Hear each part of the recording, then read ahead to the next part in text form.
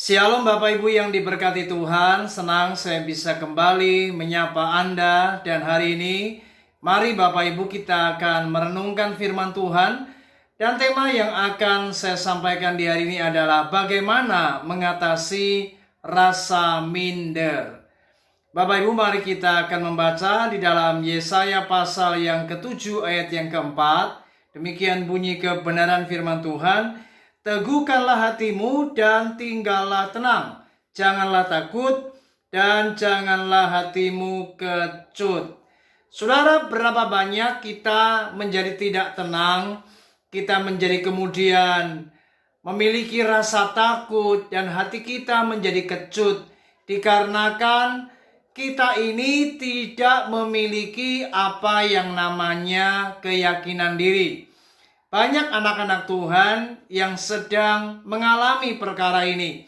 Sehingga di dalam hidup mereka tidak punya keyakinan diri. Mereka kurang pede Bapak Ibu. Sehingga hal inilah yang sangat mengganggu di dalam kehidupan anak-anak Tuhan. Oleh sebab itu pada hari ini saya mau berkata bahwa sebagai anak-anak Tuhan, maka kita tidak boleh memiliki rasa minder. Sebagai anak-anak Tuhan, kita tidak boleh dikuasai oleh perasaan rendah diri Bapak Ibu. Mengapa? Karena Tuhan memberi jaminan kepada kita. Tuhan memberikan penyertaannya yang sempurna. Tuhan telah berkata bahwa jangan takut, jadilah tenang.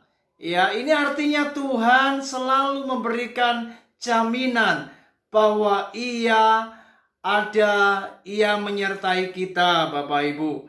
Oleh sebab itu, hari ini mari kita akan bahas bagaimana kita mengatasi rasa minder ini.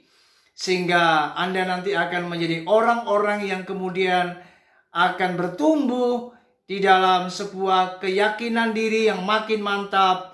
Sehingga Anda tidak lagi dikuasai oleh apa yang namanya perasaan rendah diri. Yang pertama Bapak Ibu, mari kita harus sadar bahwa kita ini sudah ditebus Tuhan. Ini menjadi hal yang sangat penting. Sebagai anak-anak Tuhan kita harus percaya, kita harus sadar hari ini bahwa Tuhan sudah menebus kita. Dan di mata Tuhan kita ini sangat berharga.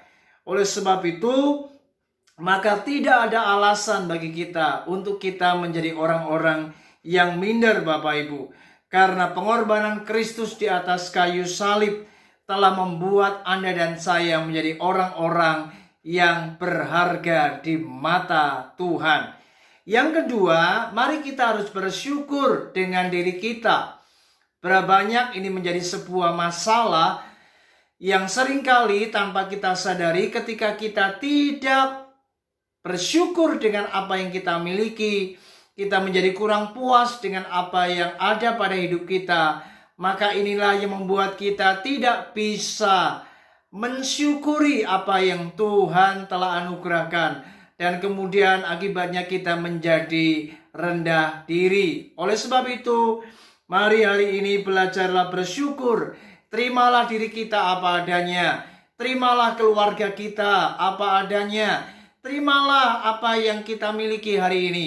Dengan kita belajar bersyukur, maka Anda pasti tidak akan merasa rendah diri. Yang ketiga, mari kita harus melibatkan diri dalam pelayanan. Saudara, ini harus Anda lakukan. Jika Anda terlibat di dalam pelayanan, maka cepat atau lambat perasaan rendah diri ini atau minder ini maka akan terkikis Bapak Ibu. Karena dengan Anda sering berjumpa dengan orang lain, Anda sering bersekutu, berkomunikasi, dan berelasi dengan orang-orang di sekitar Anda, khususnya tim pelayanan di dalam gereja Anda, maka Anda pasti akan menjadi orang-orang yang cepat atau lambat Anda makin bertumbuh di dalam keyakinan diri yang makin mantap. Sehingga perasaan rendah diri itu akan terkikis dan kita tidak menjadi orang yang minder lagi. Karena ketika kita melibatkan diri dalam pelayanan, kita mulai bertumbuh di dalam sebuah komunitas, dan saya percaya Tuhan terus akan memakai kita dan kita akan menjadi makin sadar bahwa sebenarnya di dalam diri kita ada potensi yang luar biasa yang Tuhan berikan, dan kita harus terus mengembangkannya di dalam pelayanan yang sekarang ini kita lakukan. Saudara, saya percaya ketika Anda melakukan 3 perkara ini, maka Anda tidak akan minder lagi, sebab Anda berharga di mata Tuhan, dan ketika Anda bersyukur, maka Anda akan menjadi orang-orang yang bisa menikmati apa yang Tuhan anugerahkan.